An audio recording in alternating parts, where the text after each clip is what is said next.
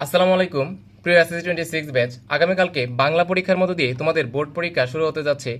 So পুরো বাংলাদেশের আমার যত ছোট্ট ভাই এবং আপুরা যারা আছো, তোমরা আগামীকালকে বোর্ড পরীক্ষা দিতে যাচ্ছ, তোমাদের সবার জন্য মন থেকে দোয়া এবং শুভকামনা রইল। আর তোমাদের যেটা বলতে চাই যে 2 বছর অনেক পরিশ্রম করছো, তুমি জানো নিজে কতটুকু এফোর্ট তুমি দিছো। সো এখন শেষ মুহূর্তে আগামীকালকে পরীক্ষা, একটু তুমি মানে বিচলিত হইও না, নার্ভাস হইও না, বা তোমার অনেক স্ট্রেস আসতে পারে, বাট তুমি নিজেকে বোঝাও যে তুমি অনেক পরিশ্রম করছো, তুমি ভালো একটা প্রস্তুতি তুমি নিছো। ইনশাল্লাহ কালকে ভালো একটা কিছু তুমি দিয়ে আসতে পারবা ইনশাল্লাহ।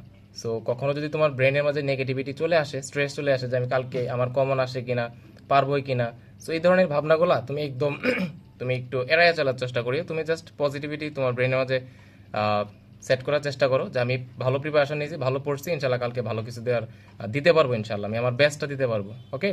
আর আরেকটা বিষয় হচ্ছে, অনেকে কি করবা, আগামীকালকে বাংলা পরীক্ষা, আজকে সারা রাত হচ্ছে বিদ্যাসাগর হয়ে যেতে চাইবা, যে আজকে 12টা 1টা পর্যন্ত একদম পুরাই কুপায় দিব, আজকে রাত 1টা পর্যন্ত পড়বো। না ভাই, আমি তোমাকে বলবো পরীক্ষার আগে তোমার পড়াশোনা 2 বছর যা পড়ার বহুত পড়ছো, এখন হচ্ছে ব্রেনটাকে একটু মানে কি বলে একটু কাম রাখার চেষ্টা করি, একটু কোল্ড রাখার চেষ্টা করি আর কি। সো একটু আর্লি ঘুমায় যাও, 8, 8:30 বা 9টার দিকে যতটুকু সম্ভব আর্লি ঘুমায় যাও। আর পরে ঘুম থেকে উঠে ফ্রেশ ট্রেশ হয়ে পরীক্ষা যাওয়ার আগে যেটা করতে পারো, সবার কাছে একটু দোয়া নিও, বাবা আছে মা আছে সবার কাছে একটু দোয়া চাইও। হ্যাঁ, জানিও বাবা মার কাছে আসলে দোয়া চাইতে হয় না, সবাই তোমার এমনিই দোয়া করবে তোমার জন্য। এরপরে হচ্ছে বইলো আর কি যে আব্বু আম্মু তোমরা দেখছো সারা বছর 2 বছর অনেক পরিশ্রম করছি, এখন আজকে যাতে আমার বেস্টটা দিয়ে আসতে পারি। আর সম্ভব হলে বাড়ির যারা আছে দাদা চাচা, তারপর হচ্ছে চাচিরা জেঠিরা দাদুরা যারা আছে সবার কাছে একটু 10 মিনিট বা 20 মিনিট সময় বের করে সবার কাছে একটু দোয়া চাই আইসো আর কি, কারণ দোয়া হচ্ছে খুব বড় একটা বিষয়। ওকে। সো আর পরীক্ষার হলে যেটা বলবো, বাংলা প্রথম পত্র পরীক্ষা, অনেকের হয়তো বা তোমার প্রথম দিন তো তোমার নার্ভাস লাগতে পারে বা তুমি শেষ করতে পারবে না। প্রথমে হচ্ছে অনেক সুন্দর করে গুছায় লিখতে যায়, শেষের দিকে দেখবা টাইমই পাবা না, অনেক সময় দেখবা একটা সৃজনশীল বা 2টা সৃজনশীল তুমি নাও দিতে পারো। সো একটু টাইম ম্যানেজমেন্টটা ঠিক রাখিও, সময়টার দিকে খেয়াল রাখিও। আর অনেকেই যেটা ভুল করে যে রেজিস্টার নাম্বার দিতে পারে না ঠিক মতো, বা রুল নাম্বার ভুল করে, পরে এটার জন্য অনেক মানে সাফার করতে হয় আর কি। তো এই বিষয়গুলো একটু আগে থেকে একটু মানে কেয়ারফুলি তুমি যদি করো, তখন এটা নিয়ে আর সাফার করতে হবে না। So moral of the story তোমাকে যেটা বলতে চাই যে পরীক্ষার হলে নার্ভাস হইও না, তুমি যথেষ্ট ভালো প্রিপারেশন নিছো।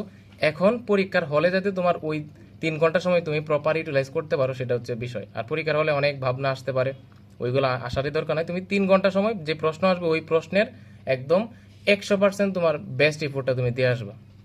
ওকে। তুমি যতটুকু পারো এটার যাতে এটা থেকে নার্ভাসের জন্য যেন কমে না যায়, এটার একদম 100% অ্যান্সার যাতে তুমি করতে পারো সেটা দেখিও। আমি আবারও বলতে চাই টাইম ম্যানেজমেন্টটা ঠিক রাখিও, প্রথম পরীক্ষা তো দেখবো যে টাইম ম্যানেজমেন্টটা তুমি ঠিক রাখতে পারবে না। সো ঠিক আছে, এস এস 26 বেস তোমরা জানো সেই প্রি টেস্টের আগ থেকে তোমাদের জন্য বিভিন্নভাবে সাপোর্ট দিয়ে আসতেছিলাম। ওকে। আমি তো মেইনলি ইংলিশ পড়াই, ইংলিশের আগে ইনশাল্লাহ আরও বেস্ট সাপোর্ট তোমাকে দিব ইংলিশ পরীক্ষার সময়। তো তোমাদের জন্য একটা অন্যরকম সফট কর্নার আছে আমার কাছে, কারণ হচ্ছে আমি নিজেও তোমাদের জন্য মানে অনেক পরিশ্রম করছি, অনেক পরিশ্রম করছি। তোমরা হয়তো বা ক্লাসগুলো দেখছো, কিন্তু এটার বিহাইন্ড দ্য সিনে যে নিজের কতটুকু প্রিপারেশন নিতে হয়েছে, ক্লাস নিতে হয়েছে, পরিশ্রম হয়েছে, তো এইগুলো আসলে কিছুই না। আমি যখন দেখবো আমার ভাইয়াটা আপুটা ভালো একটা পরীক্ষার চেয়ে দিতে পারছে, তখন আসলে এই পরিশ্রমটা আমার নিজেরও সার্থক হবে। সো ঠিক আছে, এসএস 26 ব্যাচ তোমাদের জন্য একদম বেস্ট উইশেস, মন থেকে দোয়া আগামীকালকে যাতে একটা বেস্ট ইফোর্ট তুমি দিয়ে আসতে পারো, ইফোর্ট বলতে বেস্ট একটা আউটকাম দিয়ে আসতে পারো। ওকে। আল্লাহ হাফেজ, টাটা, বাই বাই।